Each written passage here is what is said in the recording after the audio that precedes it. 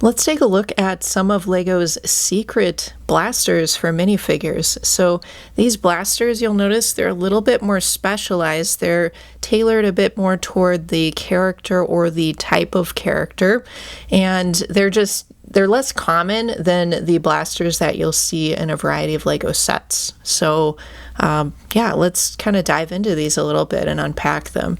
So first I'll introduce all of them and who they're associated with. So this blaster on the left, this is Boba Fett's blaster. It's from the Boba Fett's microfighter, Boba Fett Starship microfighter. Next to that, well, these two are from the same set. These are both from the 501st Clone Trooper battle pack. So the 501st are very specialized type of clone trooper, so naturally they get very specialized blasters. In addition to that, this long blaster was actually present in the Camino training facility as well, which that was one of the Star Wars Day promotional sets available in 2025, and it just shows the clone troopers going through training, so it was present there as well. And then finally, this one on the right is very different. This is Paz Vizsla's blaster. This is a heavy blaster. It has a very different grip to it. Instead of gripping it kind of on the bottom like that, the minifigure will grip it on the top. Okay, so the secret of all of these blasters, if you're wondering, is, well, they're not new, okay? So they're not a brand new mold of a blaster. What they do is they combine existing parts in a different manner to create kind of a cool new blaster. So it's kind of good news, bad news, right? It's good news because it means that you could maybe more easily build one of these your own and create a really cool specialized look. The bad news is it's not a brand new mold of a blaster, so in that sense it's not technically different, but I mean, may as well focus on the good news side of it. So this Boba Fett blaster, well, actually you'll notice both of these, so the Boba Fett blaster and the Clone Trooper blaster, they are actually this existing 2-barrel blaster pistol that you see in a few different sets. And all they do is they have something added onto it. So the Boba Fett blaster has a lightsaber added onto it.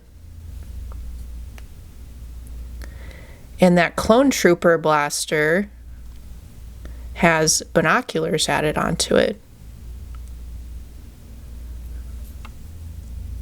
So yeah, so again, good news is you get like this really neat kind of blaster with a different look to it that you can maybe easily make with parts that you already have on hand or parts that you could very easily source. So I think overall it's good news, because then otherwise sometimes you get things, you see it with minifigures where minifigures only available in one set, and then it becomes like super rare and expensive and inaccessible to a lot of people. But LEGO going this route with the blasters makes these blasters much more accessible to a wider audience where they can build their own if they need to. So I think it's a positive for that reason. Now this next blaster, this one really, like, I think they did a good job here. Like, this really looks like a totally new blaster. It's just, like an extra long blaster really with an extension piece. But the secret here is this is just a standard long blaster. And then this extension piece is actually a candle. So I brought the little flame for the candle just to show. Now that would be cool. So the end that holds the flame is what connects to the blaster. Otherwise that would be kind of cool if you could get like a little flamethrower effect with it, but unfortunately not.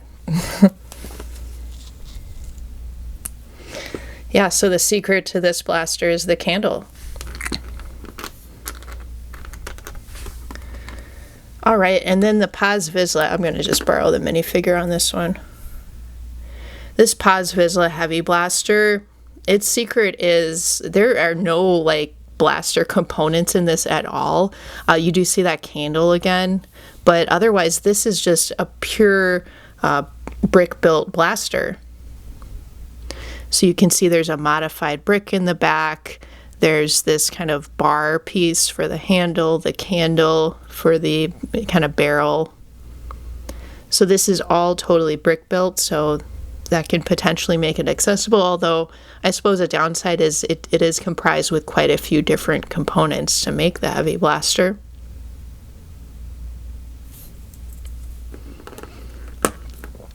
So there are a lot more where these came from, but we have been seeing this just overall more in recent years, where LEGO has been kind of combining existing components that they have, existing blasters in some cases, or just pure brick built assemblies, in order to create these very specialized blasters. I mean, especially like in the case of several of these, particularly the Paz Vizsla blaster, that's just so specialized to have that kind of different grip to it and everything.